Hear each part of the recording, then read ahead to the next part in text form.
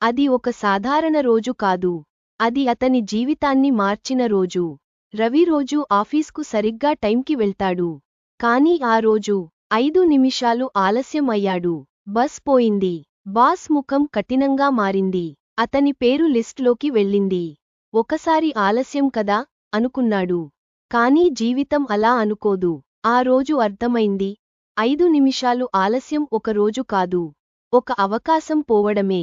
అప్పటి నుండి అతను 5 నిమిషాలు ముందే బయలుదేరాడు.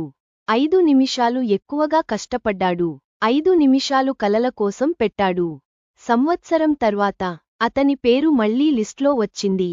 కానీ ఈసారి ప్రమోషన్ లిస్ట్లో.